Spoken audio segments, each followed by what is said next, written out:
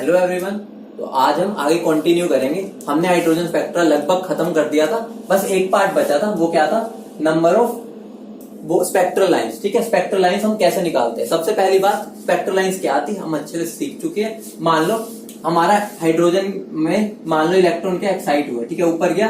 अब वो नीचे कितने तरीकों से आ सकता है, ठीक है, कितनी शिफ्ट लगा के आ सकता है, बीच में कहीं चाय पानी पिएगा, ठीक है, जितनी तरीके से उस पर एक तरह से आने के रास्ते होंगे उतनी ही हमारी स्पेक्ट्रल लाइंस होगी। ठीक है, तो ये हम पढ़ चुके थे। अब हमें नंबर ऑफ स्पेक्ट्रल लाइंस निकालनी है। ठीक है, तो उनका नंबर निकालने के लिए हम कैसे कर सकते हैं। देखो, मान लो मेरा एक इलेक्ट्रॉन है, वो क्या किया, n=1 में बैठा था, वो n=4 में जंप कर गया। ठीक है, अब उसके पास नीचे आने के कितने तरीके होंगे। ठीक है, तो देखो बीच में मेरी n=2 आएगा, ये उसके बीच में जंक्शन है। ठीक है, वो किसी भी तरह आ सकता है। तो पहले वो यहां से एक्साइट हुआ, उसके बाद एक तो वो डायरेक्ट आ सकता है। ठीक है, पहला वे हो गया। ठीक है, ये पहला वे हो गया। दूसरा क्या हो सकता है भाई, वो पहले यहां से यहां आए और फिर नीचे, ये दूसरा हो गया, ये तीसरा हो गया। ठीक है, एक और क्या हो सकता है भाई, वो यहां से यहां आने के बाद यहां से यहां चला जाए और फिर मेरा यहां से यहां चला जाए। ये कितने लाइन होगी, तीसरा, चौथा, पांचवा। मतलब एक लाइन इसकी वजह से मिलेगी, एक इसकी वजह से, एक इसकी, एक इसकी, एक इसकी। और क्या हो सकता है,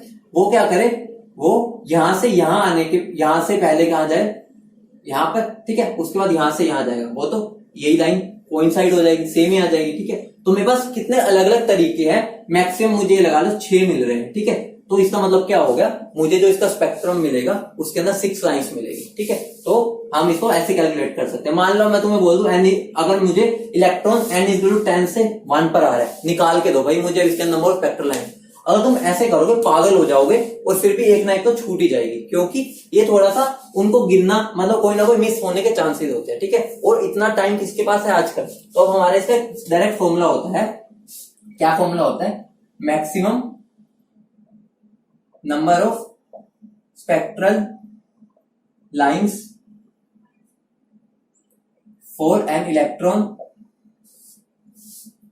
going from n=2 to n=1। ठीक है, कहां से, n=2 से n=1 पर जा रहा है। n2 क्या मेरा हायर एनर्जी लेवल और n1 के लोअर एनर्जी लेवल। ठीक है, तो अब इसके अंदर हमारा क्या फॉर्मूला है, n2 माइनस n1, ठीक है, into n2 minus n1 plus 1/2। इस फॉर्मूले में वैल्यूज पुट करते जाओ, आंसर आ जाएगा। जैसे अब मुझे इसके अंदर क्या बताना था, n=4 से n=1 आना है। ठीक है, तो मुझे कितनी नंबर ऑफ स्पेक्ट्रल लाइंस मिलेगी, इस वैल्यू में पुट कर दो। ठीक है, इस फॉर्मूले में तो मेरा क्या आ जाएगा, 4 - 1 प्लस 1/2। तो ये मेरा कितना बन जाएगा, 3 into 4 12/2 which is equal to 6। यहाँ पर हमारी कितनी आई थी, 6 लाइंस आई थी। अब मान लो मुझे n=5 से n=1 पर आना है, तो इसके लिए कितनी लाइंस मिलेगी हमें, 5 - 1 प्लस 1/2। ये मेरा कितना आ जाएगा, 4 इंटू 5 20/2। मतलब मुझे जब मैं 5 से 1 पर आऊंगा तो मुझे मैक्सिमम नंबर ऑफ लाइंस कितनी मिल सकती है, 10। ठीक है, वो किसी के लिए भी बोल दे, मान लो n4 से n2 के लिए बोल दे। ठीक है, तो n2 की जगह यहाँ पर क्या पुट कर दोगे, 4, और यहाँ पर n1 की जगह क्या पुट कर दोगे, 2। ठीक है, तो हमारा क्या हो गया, इस फॉर्मूले में हम पुट करके हम maximum number of spectral lines आराम से निकाल सकते हैं। ठीक है, तो इस बात का ध्यान रखना, ऐसे निकाल के देखोगे तो पागल हो जाओगे। बस समझने के लिए हमारा ये नीडेड था। ठीक है, अब अगली बात क्या आती है, अगली बात क्या आती है हमारी, अगर मुझे निकालना है lines of a specific series. ठीक है, स्पेसिफिक सीरीज मतलब क्या हो गया, मान लो अभी मैंने तुम्हें एग्जांपल दिया ही था, यहाँ 4 था, ये 3, ये 4, ये 3, ये मेरा सेकंड, और ये मेरी लास्ट क्या थी, फर्स्ट। ठीक है, ये n=1 2 3 4। ठीक है, अगर मैं बोलूं मैं 4 से आ रहा हूं, ठीक है, मुझे कितनी लाइमन सीरीज मिलेंगी। ठीक है, अगर मैं बोलूं मुझे कितनी लाइमन सीरीज मिलेगी, लाइमन सीरीज में लाइन मिलेगी, सॉरी। ठीक है, मुझे कितनी लाइंस मिलेगी लाइमन सीरीज में। ठीक है, तो उसका आंसर क्या होगा मेरा, 1 2 3 मिलेगी। ठीक है, अगर मैं बोलूं मुझे कितनी बार्मर सीरीज में लाइंस मिलेगी, तो वो आंसर क्या हो जाएगा, 1 2 मिलेगी। इसका मतलब क्या हो गया, मेरा क्या हो जाएगा, इसका अगर मैं जनरल फॉर्मूला निकालूं तो मेरा जनरल फॉर्मूला क्या हो जाएगा, n2 minus ground state of that series. मतलब क्या हो गया, अगर मैं बात कर रहा हूं 4 number of lines in Lyman series. अगर मैं लाइमन सीरीज में बात कर रहा हूं, when electron de-excites from n is equal to 8 मान लो, ठीक है। कितनी लाइंस मिलेगी, तो मेरा सीधा सा है, उसने लाइमन पूछा है, तो लाइमन में मेरा n क्या होता है, 1 होता है, तो मेरा क्या हो गया, n2 की वैल्यू क्या है 8, तो मेरा क्या हो जाएगा 8 माइनस 1, तो मुझे 7 लाइंस मिलेगी। अगर मैं इसमें बोल देता number of lines in Balmer series when electron de-excites from n is equal to 8, तो मेरा क्या बन जाता है 8 माइनस 2, तो यहां पर मेरा क्या आ जाता है 6। तो एक ये फॉर्मूला हो गया, ठीक है।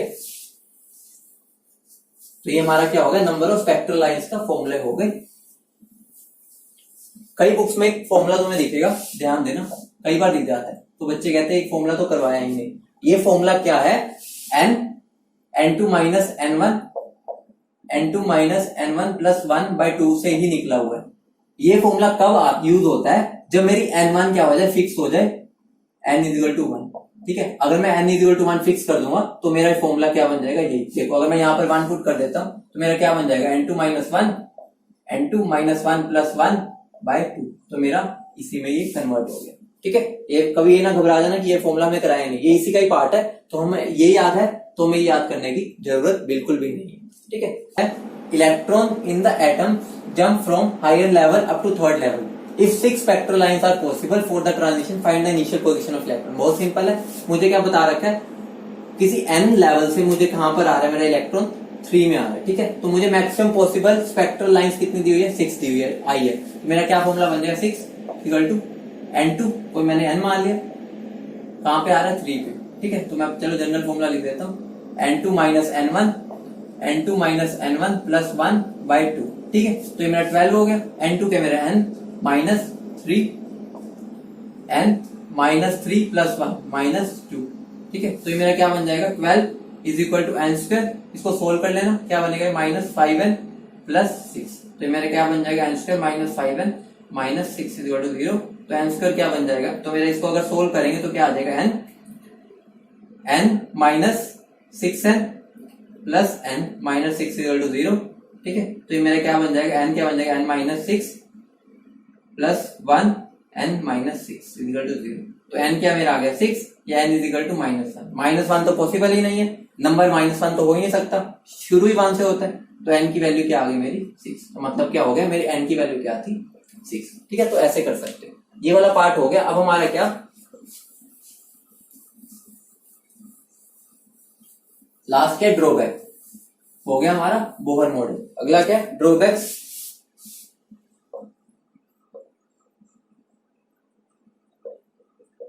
इसके ड्रॉबैक्स ऑफ बोहर्स मॉडल, ठीक है। हमारा दी एंड होने वाला बोहर्स मॉडल, ठीक है।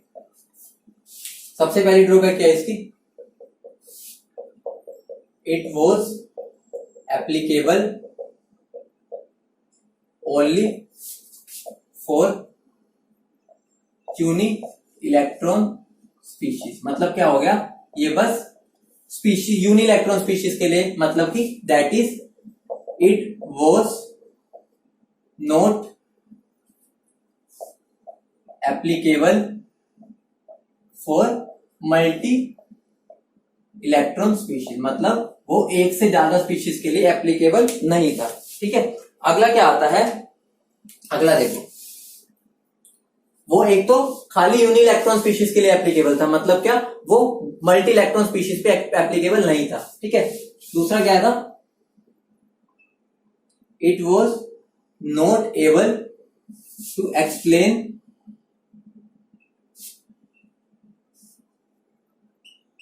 The splitting of lines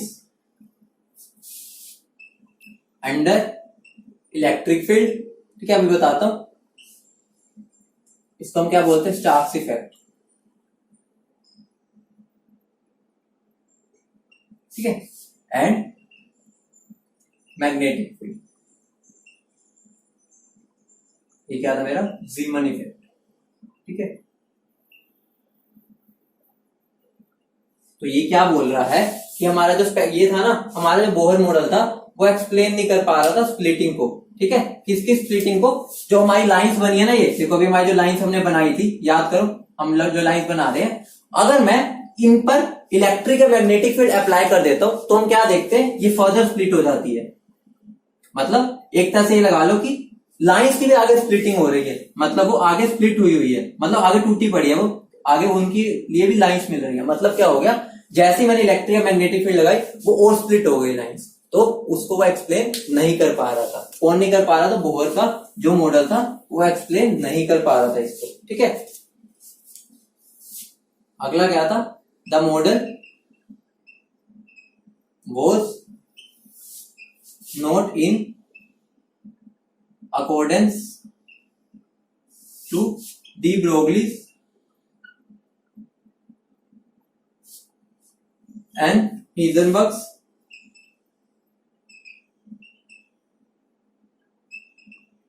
uncertainty principle,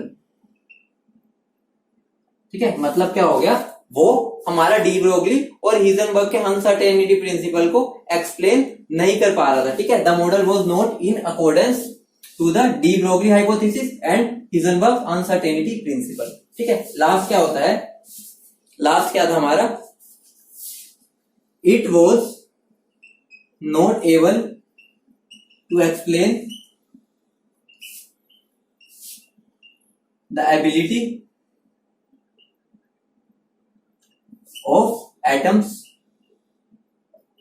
to make chemical bonds। मतलब क्या हो गया, वो एक्सप्लेन नहीं कर पाया कि जो मेरे एटम्स है वो कंबाइन क्यों करते हैं, मतलब वो बॉन्ड्स क्यों बनाते हैं, वो उसको एक्सप्लेन नहीं कर पाया था। तो ये सारी उसकी ड्रॉबैक्स थी, ठीक है। ये जो अब स्टार्क्स इफेक्ट क्या है, जीमन इफेक्ट क्या है, इस पर ध्यान नहीं देना। बस स्टार्क्स इफेक्ट क्या है कि हमने क्या, जो हमें स्पेक्ट्रम मिला है उसमें जो लाइंस मिली है उसको हमने क्या इलेक्ट्रिक फील्ड में रख दिया, ठीक है। तो हमें क्या पता चला कि भाई वो और फर्दर स्प्लिट हो रही थी, ठीक है। तो हमारा ये सिंपल सा, और जीमन इफेक्ट क्या है, जब हमने मैग्नेटिक फील्ड अप्लाई कर दी, तो ये कुछ भी नहीं है, सिंपल सा है, तो इस पे इतना घबराना नहीं। जीमन इफेक्ट क्या है, स्टार्क्स इफेक्ट क्या है, ठीक है। तो इस पर मत जाना। और एक और बात ध्यान रखो, एक तुम्हारा मैंने तुम्हें कराया था, एक तुम्हें वर्ड मिलेगा कई बार, लिमिटिंग लाइन, ठीक है। जो हमने स्पेक्ट्रा पढ़ा था लिमिटिंग लाइन, तो लिमिटिंग लाइन कुछ भी नहीं है, जो हमने पढ़ा नहीं था जब हमने क्या किया था, n2 इक्वल टू इन्फिनिटी कर दिया था, ठीक है। n2 इक्वल टू इन्फिनिटी किया था, हमने कब किया था, जब हमने क्या निकाला था, सबसे शॉर्टेस्ट वेवलेंथ वाला, ठीक है। शॉर्टेस्ट वेवलेंथ जब हमने निकाली थी उसी को हम लिमिटिंग लाइन भी बोलते हैं। मतलब क्या हो गया, जब मेरा n2 क्या होता है, हमारा इनफाइनाइट होता है, उसी को हम लिमिटिंग लाइन बोलते हैं, और उसी को हमने शॉर्टेस्ट लैम्डा बोला था, ठीक है। तो शॉर्टेस्ट लैम्डा लाइन और लिमिटिंग लाइन एक ही बात है, ठीक है। तो ये पार्ट मेरा हो गया बोर। अब अगला हमें क्या करना है, de Broglie.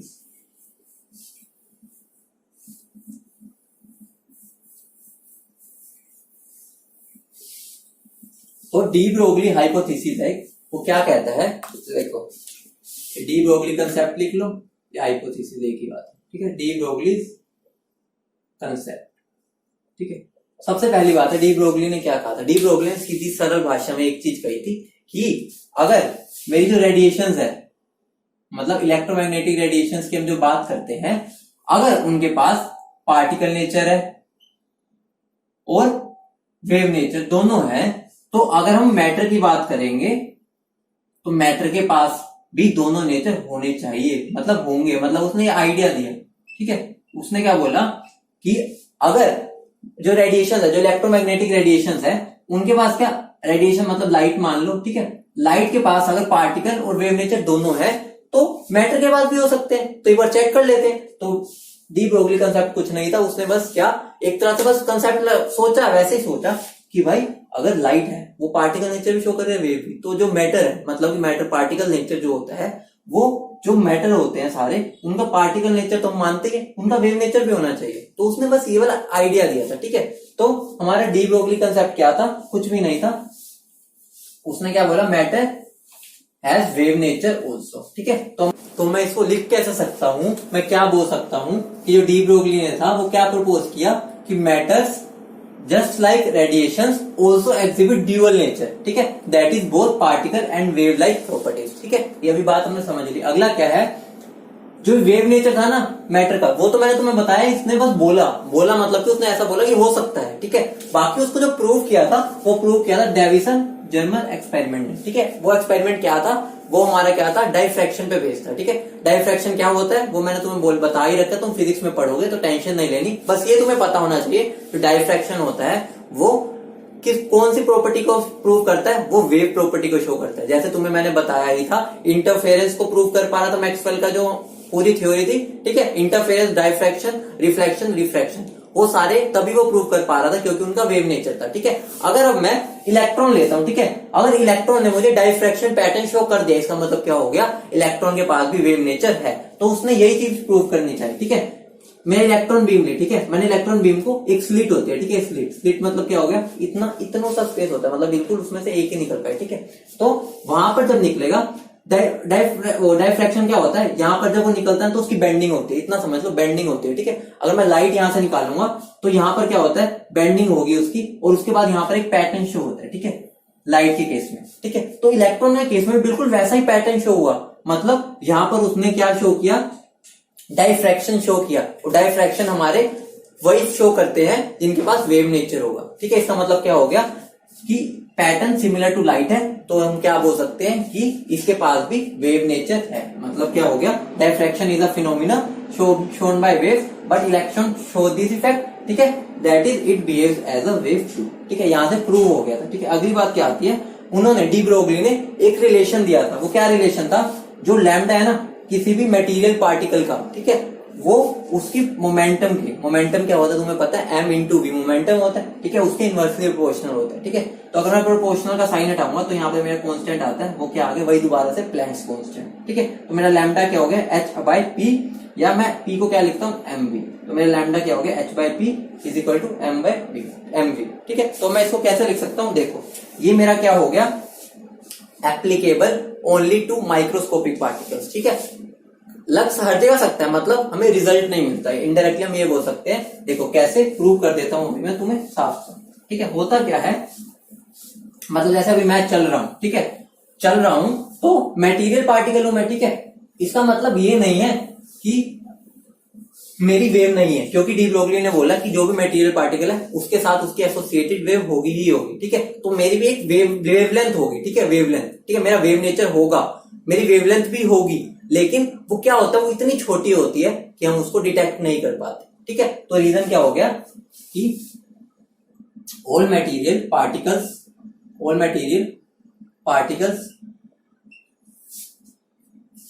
Have wavelength associated with them, मतलब सबके पास होती है, but in case of macroscopic particles, macroscopic मतलब क्या हो गया, बड़े पार्टिकल्स, मतलब जिनको देखने के लिए माइक्रोस्कोप की जरूरत ना पड़े, ठीक है, ऐसे मान सकते हो, ठीक है। But in case of microscopic particles the wavelength associated is too small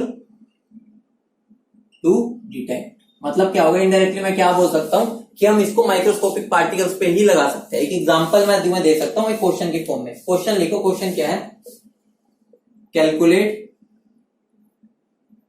the wavelength of a ball having mass कितना है उसका, 0.1 kg, ठीक है, मूविंग विथ वेलोसिटी 10 मीटर पर सेकेंड, ठीक है। मुझे क्या निकालना है, उसका लैम्डा निकालना है बॉल का, ठीक है। तो मेरा लैम्डा क्या हो जाएगा, h बाय एम वी हो जाएगा, ठीक है। तो मेरा h की वैल्यू क्या होती है, 6.6 इंटू 10⁻⁻34, ठीक है। मास कितना गिवन है, 0.1 kg, ठीक है, ये कितनी है, 10, तो मेरा क्या बन जाएगा, 6.6 इंटू 10⁻⁻34 मीटर। अब ये खुद देख लो, ये कितनी छोटी वैल्यू है, मतलब इसको हम देख ही नहीं सकते, एक तरह से डिटेक्ट करना इतना मुश्किल है। अभी तो मैंने क्या लिया, 0.1 kg की बोल ली है, ठीक है, और वेलोसिटी भी मैंने उसकी ज्यादा नहीं बोली, ठीक है। तो मतलब क्या हो गया, इतनी छोटी सी चीज है, अभी तो मैं 0.1 kg लिया, फिर भी उसकी मेरे को क्या होगा, दिक्कत होगी उसकी वेवलेंथ को मेजर करने, मतलब डिटेक्ट करने में, ठीक है। तो इस वजह से हम क्या, जो डी ब्रोगली कंसेप्ट है वो एप्लीकेबल हम बोल सकते हैं सबके लिए, लेकिन इसमें जो हमें वेवलेंथ होती है जो मैक्रोस्कोपिक पार्टिकल्स की, वो डिटेक्ट करना बहुत मुश्किल है मैक्रोस्कोपिक पार्टिकल्स के लिए। ठीक है, तो अगली बात क्या आती है, देखो बहुत सिंपल सा टॉपिक है, इसको अगर तुम्हें पहले समझ आ रखा है सारा, जो हमने जब रेडिएशंस की बात की थी बिल्कुल वैसे ही है। ठीक है, अब हमें क्या करना है, अब हमें जो हमारा ये फॉर्मूला आया है, ठीक है, इसको आगे और कन्वर्ट करना है। ठीक है, कहां कहां हम उसे कैसे कैसे कन्वर्ट कर सकते हैं। देखो तुम मुझे एक बात बताओ, काइनेटिक एनर्जी क्या होता है मेरा, हाफ एम वी स्क्वायर। ठीक है, ये होता है। अगर मैं क्या करूं, इसको एम को एम से मल्टीप्लाई और डिवाइड कर दूं, ठीक है, कर सकता हूं, ऊपर नीचे डिवाइड कर सकता हूं। ठीक है, क्योंकि ये तो मेरा 1 ही होगा, तो मेरा क्या बन जाएगा, ये हाफ एम वी का होल स्क्वायर लिख सकता हूं। अगर मैं एम को इधर ले जाऊंगा तो एम स्क्वायर हो गया, और ये वी स्क्वायर है, तो मैं ऐसे लिख सकता हूँ बाई एम। तो मेरा क्या बन जाएगा, एम वी क्या मेरा पी होता है, तुम्हें पता ही है, तो ये मेरा क्या बन गया, पी स्क्वायर बाय 2m। तो मेरा क्या बन गया, काइनेटिक एनर्जी जो होती है वो मेरा पी स्क्वायर बाय 2m होता है। तो मेरा मोमेंटम क्या हो गया, अंडर 2m के। काइनेटिक एनर्जी को मैं के बोल रहा हूं, ठीक है। ठीक है, तो मेरा क्या बन गया, ये बन गया। तो अब मैं इसकी क्या कर दूंगा, value, putting value of P in first. ठीक है, ये मेरी फर्स्ट था, तो मेरा क्या बन जाएगा, lambda is equal to H by under root 2m K. ध्यान रखना ये के है हमारा काइनेटिक एनर्जी, कभी तुम इसको वो वाला इलेक्ट्रोस्टैटिक वाला मान के चलो, ठीक है, वो अलग था, वो कांस्टेंट था। ये मेरी क्या है, काइनेटिक एनर्जी। ठीक है, तो मेरा एक ये फॉर्मूला आ गया। ठीक है, अब एक ये फॉर्मूला आ गया। अब देखो, अब हम इसको और आगे कन्वर्ट करेंगे। ठीक है, मतलब कभी भी तुम्हारा ये भी यूज हो सकता है, ये भी, जैसे तुम्हारी रिक्वायरमेंट होगी क्वेश्चन में उसके हिसाब से हम यूज करेंगे। ठीक है, एक ये फॉर्मूला हो गया, एक ये हो गया। अब मैं उसको आगे और कन्वर्ट कैसे कर सकता हूं, मान लो मेरा क्या है, चार्ज पार्टिकल है। ठीक है, क्योंकि हम बात जो करते हैं चार्ज पार्टिकल की जनरली करते हैं। ठीक है, मान लो charge particle is accelerated from rest पे था। ठीक है, by applying a voltage V। ठीक है, मेरा चार्ज पार्टिकल था, बेचारा बैठा था आराम से, उसको मैंने क्या एक्सेलरेट कर दिया। ठीक है, किसके हेल्प से, एक पोटेंशियल लगा दिया। ठीक है, तो अब देखो, पहले मेरा रेस्ट पे था तो V 0 था। ठीक है, अब मेरा क्या, वो मूव करने लग गया, तो उसकी मेरा जो वेलोसिटी क्या हो जाएगी, V। ठीक है, तो यहाँ पर अगर मैं उसकी काइनेटिक एनर्जी निकालूंगा तो मेरी क्या हो जाएगी, 0, और यहाँ पर काइनेटिक एनर्जी क्या हो जाएगी, हाफ एम वी स्क्वायर। ठीक है, तो अब हमारा क्या हो गया, मैं क्या बोल सकता हूँ, according to work energy theorem, मैं तुम्हें समझा रखी है क्या होती है वो। ठीक है, change in kinetic energy is equal to work done. Work done हमारे यहाँ किसने किया है, वर्क डन किया मेरे पोटेंशियल ने। कितना किया, ये मेरा क्यू चार्ज था मान लो, तो मेरा क्या चार्ज किया है, क्यू इंटू वी, ये मैंने तुम्हें बता रखा है। ठीक है, तो मेरा क्या हो जाएगा, हाफ एम वी। इसका अगर चेंज इन काइनेटिक एनर्जी क्या होगा, पहले 0 थी, अब हाफ एम वी स्क्वायर, तो मेरा आंसर क्या आ जाएगा, half M V square is equal to क्या बन जाएगा मेरा, Q इंटू वी। ठीक है, तो मैं क्या लिख सकता हूँ, kinetic energy is equal to Q into V. वैसे हमने ये स्टॉपिंग पोटेंशियल में भी किया था। ठीक है, अब यहाँ पर देखो, अब मैं इसको क्या कर सकता हूँ, मेरा मोमेंटम क्या बन गया, अंडर रूट 2m k होता है। ठीक है, तो ये क्या बन गया मेरा, under root 2m Q we बन गया। ठीक है, तो मेरा लैम्डा क्या बन जाएगा, h बाय p होता है, तो क्या बन गया, h by under root 2m Q V. ठीक है, अब मैं क्या करूं, ये तो मेरा जनरल बन गया। ठीक है, ये मेरा जनरल है। अगर अब मैं क्या करूं, फॉर इलेक्ट्रॉन निकालूं। ठीक है, अगर मैं फॉर इलेक्ट्रॉन की बात करूंगा तो इलेक्ट्रॉन का मेरे को मास पता है कितना होता है। ठीक है, मास मुझे पता है कितना होता है, 9.1 इंटू 10⁻³ kg। ठीक है, चार्ज कितना होता है, 1.6 इंटू 10⁻19 कूलम। ठीक है, तो अगर मैं इन दोनों की वैल्यूज पुट कर दूंगा तो मेरे लैम्डा की वैल्यू क्या आ जाएगी, h बाय, ठीक है, क्या बन जाएगा मेरा, h की वैल्यू भी मुझे पता है, तो मैं जनरल मेरे पूरा क्या बन जाएगा, 150 बाय वी एंगल। तो मेरा लैम्डा की वैल्यू क्या बन जाएगी, ये, मतलब डायरेक्ट लैम्डा में आ जाएगी। मतलब मैंने क्या, h की वैल्यू पुट कर दी, m की पुट कर दी, q की पुट कर दी, v बचा बस। ठीक है, तो मेरा लैम्डा की वैल्यू क्या बन गई, ये। ठीक है, अगर मैं इसकी वैल्यू भी लिखती हूँ तो क्या बन जाएगा, लैम्डा की वैल्यू आ गई, और सोल्व कर दिया। ठीक है, अगर मैं इलेक्ट्रॉन की बात कर रहा हूँ तब बस। ठीक है, जनरली वो इलेक्ट्रॉन का ही पूछता है, तो हमारा डायरेक्ट ये फॉर्मूला यूज हो जाता है, क्योंकि ये वैल्यूज तो हमें पता ही है, तो हमने उसको पहले ही सोल्व करके यहाँ पुट कर दिया। ठीक है, लेकिन ये लैम्डा मेरा एंगस्ट्रॉम में आएगा, ये बात को तुम्हें ध्यान रखना है। ठीक है, तो ये मेरा हो गया पूरा, क्या हो गया, डी ब्रोगली का। अब इस पर क्वेश्चन करते हैं। ठीक है, क्वेश्चन बहुत सिंपल आते हैं, बस तुम्हें समझना है। ठीक है, ध्यान से समझना है, फॉर्मूला सिंपल से यूज होते हैं। क्वेश्चन क्या है, if the kinetic energy of a proton is increased by 9 times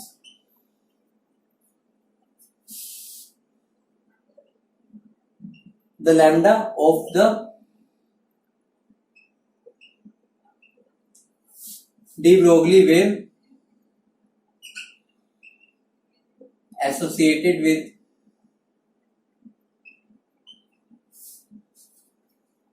it would be।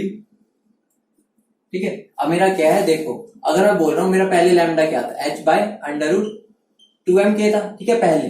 ठीक है, अब मैंने क्या किया, काइनेटिक एनर्जी को क्या कर दिया मैंने, 9 टाइम्स बढ़ा दी, तो मेरा लैम्डा क्या बन जाएगा, h by under root 2m into 9 K. ठीक है, तो मेरा क्या बन जाएगा, h upon under root 2m के 9 को अगर मैं बाहर लाऊंगा तो क्या हो जाएगा 3। ये मेरा क्या पूरा यही लैम्डा है, तो मेरा क्या बन जाएगा, ये लैम्डा बाय 3। मतलब क्या हो गया, मेरा जो न्यू लैम्डा है, लैम्डा डैश, वो क्या होगा, पुराने लैम्डा से 3 टाइम्स कम होगा। ठीक है, डिक्रीज बाय 3 टाइम्स। ठीक है, तो ये देखो कितना सिंपल सा क्वेश्चन था। अगला क्वेश्चन देखो, अगला क्वेश्चन क्या है,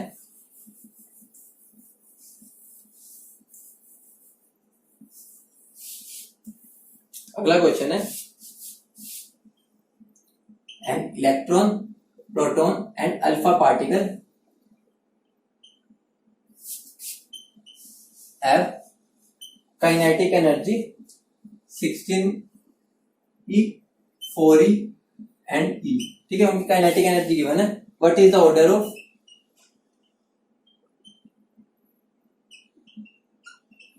डी ब्रोगलीज वेवलेंथ। ठीक है, what is the order of D Broglie's wavelength. ठीक है, तो अब देखो कैसे होगा, इलेक्ट्रॉन, प्रोटॉन और अल्फा पार्टिकल। ठीक है, इसका मास क्या होता है मेरा, मान लो E होता है। ठीक है, इसका मास कितना होता है, इसका 1890 लगभग, इसके मास के इतना होता है कि अगर ये ME है तो ये 1890 होता है। ठीक है, ME ये मेरा क्या होता है, 4 times of mass of proton होता है, तो मैं क्या लिख सकता हूँ, 4 इंटू 1890 ME।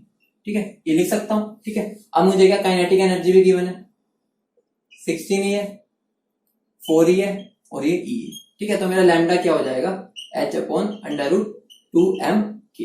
ठीक है, तो मेरा क्या हो गया, h लैम्डा जो हो गया मेरा वो किसके डायरेक्टली प्रोपोर्शनल हो गया 1 बाय अंडर रूट एम के। ठीक है, निकालने की जरूरत नहीं है, बस ऑर्डर पूछा है, तो जिसका एम के की वैल्यू ज्यादा उसका लैम्डा कम। अब यहाँ पर देख लो, सबसे ज्यादा मेरी एम के की वैल्यू क्या आएगी, किस केस में आएगी, इसके केस में क्या आएगी मेरी 16 एम ई आएगी। ठीक है, ये आएगी। ठीक है, इसके केस में मेरा क्या आएगा, 4 इंटू 1890 एम ई इंटू ई, ये आएगा। ठीक है, इसके केस में मेरा क्या आएगा, 4 into 1890 into M E into E. तो सबसे ज्यादा हमारा किस केस में आ रहा है, इसमें, फिर इसमें, फिर इसमें। मतलब क्या होगा, मेरा ऑर्डर क्या हो जाएगा, सबसे ज्यादा मेरा क्या होगा, इलेक्ट्रॉन का लैम्डा, फिर उसके बाद प्रोटॉन और उसके बाद अल्फा पार्टिकल।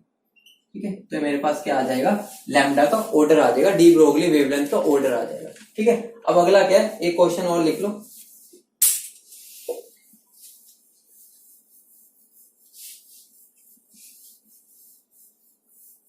अब हमें क्या करना है, जो डी ब्रोगली का कंसेप्ट था और बोहर का कंसेप्ट था, ठीक है, उन दोनों को इकट्ठे देखते हैं कि उन दोनों का क्या एसोसिएशन है, एक दूसरे का कैसे रिलेटेड है। ठीक है, तो देखो अगर मैं अकॉर्डिंग टू बोहर मॉडल बात करूं, ठीक है, अकॉर्डिंग टू बोहर, ठीक है, तो मेरा क्या था, MVR इक्वल टू NH/2 पाई था। ठीक है, तो अगर मैं क्या करूं, 2 पाई को इधर ले आऊं और MV को उधर ले जाऊं, ठीक है, तो मेरा ये बन जाएगा, तो ये बन गई मेरी इक्वेशन 1।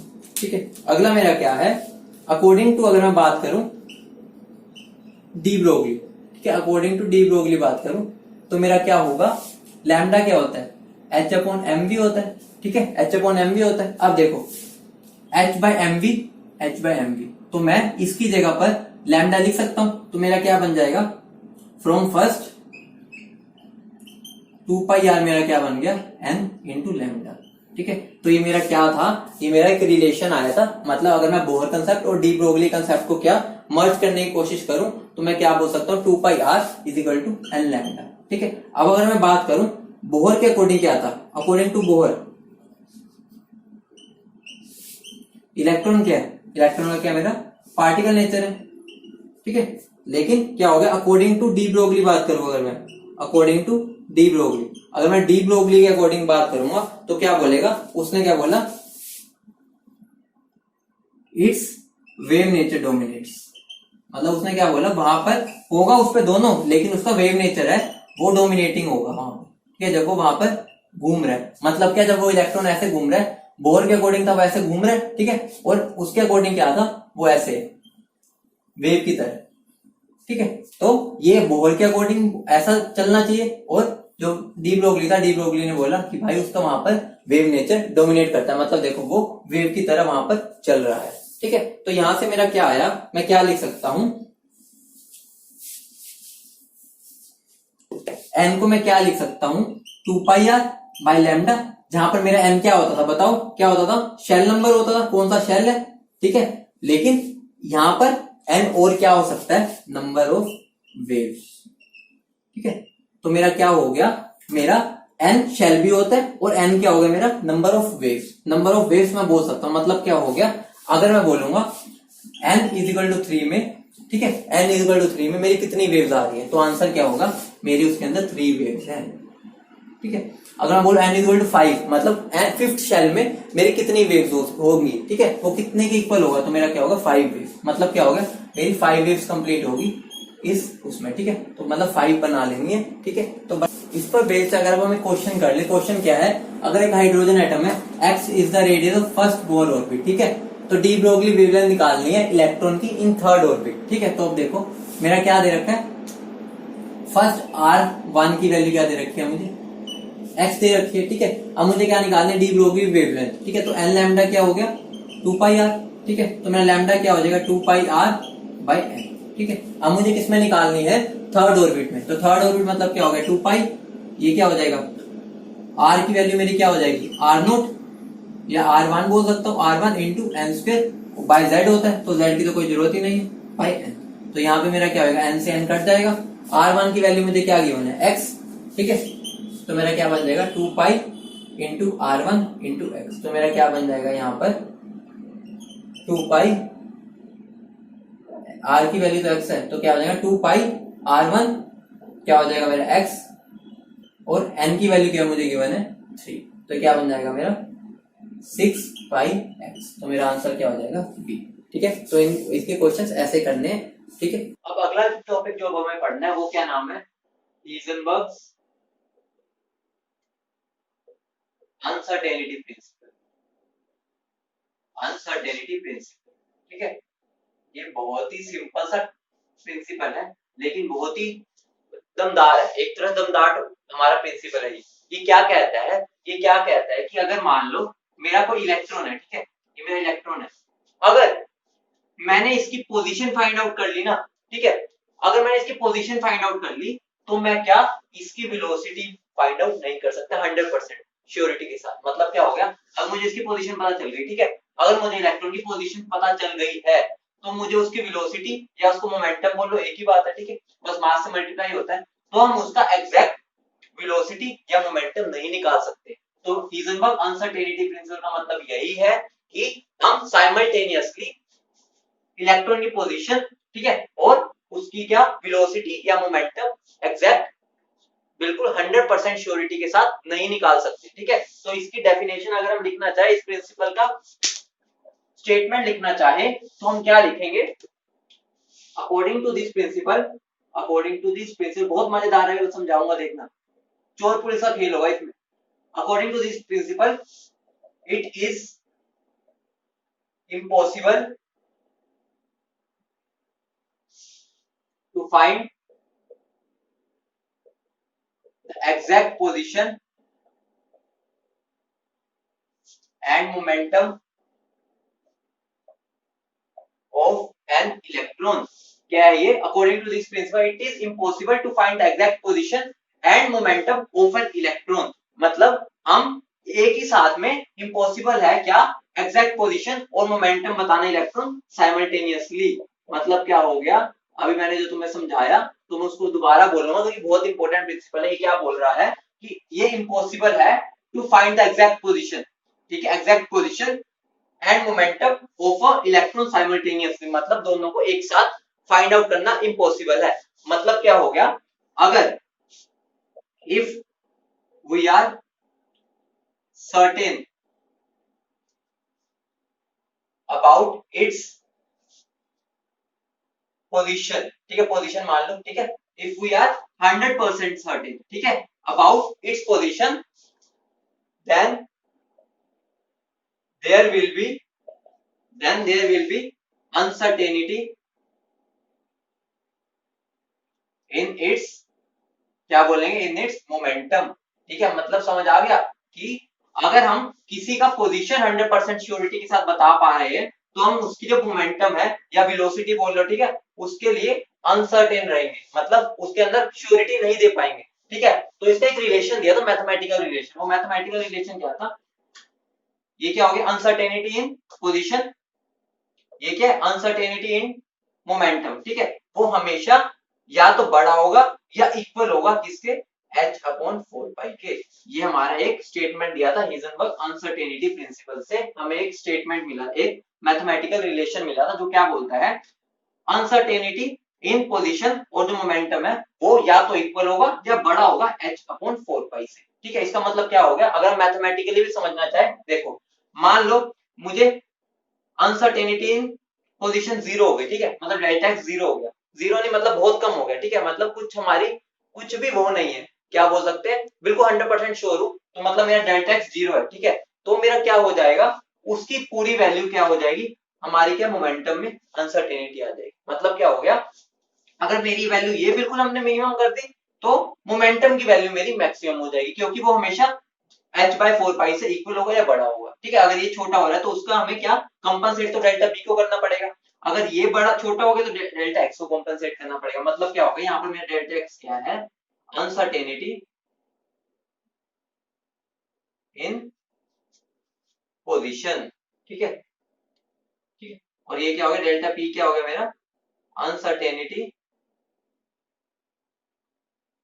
इन मोमेंटम, ठीक है। बात समझ आई। इसको मैं एक और तरह से लिख सकता हूँ, देखो इसको मैं और कैसे लिख सकता हूँ,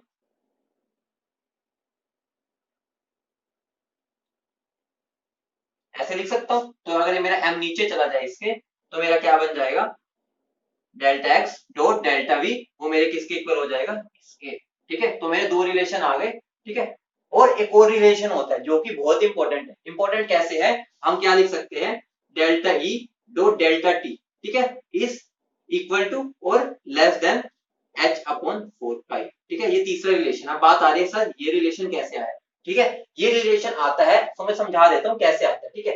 देखो अगर मैं इन दोनों की यूनिट निकाल लूं, ठीक है, यूनिट निकाल लूं, वो मेरी किसके इक्वल आएगी तुम्हें पता है, अगर हम तुमने ये चीज पढ़ी होगी, ठीक है, हमारे राइट हैंड साइड और लेफ्ट हैंड साइड के डायमेंशन सेम होने चाहिए, ठीक है, तभी हम उन्हें इक्वेट कर सकते हैं, ठीक है। इसके डायमेंशन के इक्वल होंगे, मतलब क्या होगा, इन दोनों का डायमेंशन मल्टीप्लाई करेंगे जब, वो इसके डायमेंशन के h के इक्वल आएगा, और ये तो हमारा वैसे ही कांस्टेंट है। तो देखो मेरा इसकी अगर मैं h की देखूं, h का मेरा क्या होता है, जूल सेकंड होता है, ठीक है, जूल सेकंड होता है h का।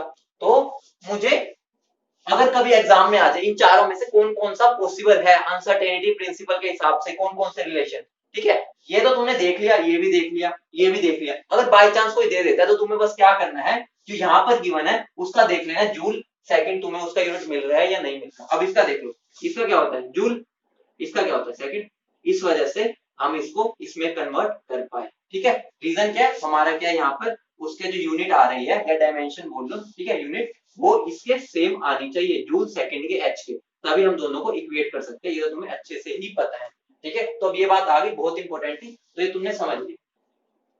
अब बात आती है, अब हमें क्या समझना है कि इसका फिजिकल सिग्निफिकेंस क्या है। सर आपने बता तो दिया ये सारा कुछ जो उसने बोला, अब इसका फिजिकल सिग्निफिकेंस क्या है, ठीक है, आज समझते हैं, बहुत मजा आएगा, ठीक है। ये मेरा इलेक्ट्रॉन है, ठीक है, एटम के अंदर बैठा है, आराम से मजे से बैठा है। अब मुझे इसको ढूंढना है, ठीक है। याद करो, अगर मुझे कोई अंधेरे कमरे में जाना है, ठीक है, इलेक्ट्रॉन को ढूंढना है, ठीक है, तो मैं क्या करूंगा, टॉर्च चलाऊं, ठीक है, कोई बंदे को ढूंढना तो मैं टॉर्च में ढूंढूंगा। तो इलेक्ट्रॉन को देखना ऐसा तो है नहीं कि भाई हम आंख से देख लेंगे, कोई ना कोई हम जो इंस्ट्रूमेंट यूज करते हैं उसके अंदर क्या होता है, एक तरह से हम उसके ऊपर लाइट फेंकते हैं, ठीक है। तो क्या हो गया, जब मैं इलेक्ट्रॉन को ढूंढने गया, मैं इस पर कोई ना कोई फोटोन फेंकूंगा या रेडिएशन फेंकूंगा, ठीक है। रेडिएशन मतलब कि भाई लाइट तो जलाऊंगा, मतलब जो इंस्ट्रूमेंट यूज करूंगा वो कुछ लाइट तो उस पर फेंकेगा, तभी हम उसको ढूंढ पाएंगे। तो भाई मैं इलेक्ट्रॉन को देखने के लिए मैंने रेडिएशन फेंकी, ठीक है। और उस रेडिएशन की क्या, जो लैम्डा होना चाहिए, जो वेवलेंथ होनी चाहिए, वो क्या इलेक्ट्रॉन के डायमेंशन से छोटा होना चाहिए, तभी हम उसको देख सकते हैं, ठीक है। तो क्या होता है, लैम्डा जो होना चाहिए वो इलेक्ट्रॉन के डायमेंशन है, मतलब उसके जो साइज है उससे छोटा होना चाहिए, तभी हम इलेक्ट्रॉन को ढूंढ पाएंगे, ठीक है उससे। तो अब मैंने जो रेडिएशन यूज की उसका क्या लैम्डा छोटा होगा इसके डायमेंशन से, मतलब क्या होगा, देखो लैम्डा मेरा क्या होता है, h/p होता है, ठीक है। तो लैम्डा छोटा, तो जो उस टाइम पर जब उसके ऊपर मैं फेंकूंगा फोटोन उसको देखने के लिए, तो क्या होगा, उस कोलिजन से क्या होगा, इससे कोलिजन होगा, तो कोलिजन से मेरी एनर्जी ट्रांसफर होगी इलेक्ट्रॉन को, तो उसकी वजह से क्या होगा, अब जो इलेक्ट्रॉन की जो वेलोसिटी थी वो चेंज हो जाएगी, ठीक है। मतलब मैंने उसकी पोजीशन ढूंढने के लिए फोटोन फेंका, मेरे को जैसे पोजीशन पता चली उसके बाद क्या हो गया, उसकी जो वेलोसिटी थी वो अनसर्टेन हो गई। मतलब अब मैंने क्या किया, मैं उसकी वेलोसिटी पता की, जैसे वेलोसिटी पता की भाई उसकी पोजीशन अनसर्टेन हो जाएगी। मतलब क्या हो रहा है, मैं उसकी एग्जैक्ट पोजीशन और जो वेलोसिटी है वो 100% श्योरिटी के साथ नहीं निकाल सकता। तो हिजनबर्ग अनसर्टेनिटी प्रिंसिपल ने यही चीज कही थी। अब बात आती है, देखो इस पर हमें क्वेश्चंस कैसे आते हैं, ठीक है, बहुत सिंपल क्वेश्चन आते हैं। देखो एक सबसे पहली बात, वो कई बार तुम्हें बोल देगा कैसे हम निकाल सकते हैं, सिंपल मैं आइडिया दे रहा हूँ, ठीक है। अगर वो बोल रहा है डेल्टा वी जो है, ठीक है, अगर वो मुझे बोल रहा है, मुझे किसी का वी दे गिवन है, ठीक है, डेल्टा वी मान लो दे रहा है 0.1, तो तुम्हें डायरेक्ट पुट कर देना, सीधी सी बात, ठीक है। अगर वो बोल रहा है मेरी वी है 10 प्लस माइनस 0.1%, ठीक है, अगर वो ऐसे बोल रहा है, ठीक है, या मैं ये मान लो 10⁻6 प्लस माइनस 0.1%, मैं आइडिया दे रहा हूँ, ठीक है। तो मतलब क्या हो गया, मेरा इसके अंदर डेल्टा वी क्या होगा, 0.1% ऑफ 10⁻6। ये बात ध्यान रखना, अगर वो दे रहा है वी जो है मेरी 10⁻6 प्लस माइनस 0.1 ऐसे दे रहा है, तो इसका मतलब है उसने ये तो वेलोसिटी एग्जैक्ट प्लस माइनस 1, मतलब ये उसमें एरर है, एरर और अनसर्टेनिटी एक ही बात, तो ये मेरा क्या हो गया, डायरेक्ट डेल्टा वी आ गया। लेकिन अगर उसने परसेंटेज दे दी तो हमें क्या, परसेंटेज किसकी, 10 की पावर 6 का 0.1% लेना पड़ेगा, तो वो मेरा डेल्टा वी होगा। अगर उसने डायरेक्ट दे दिया तो ये मेरा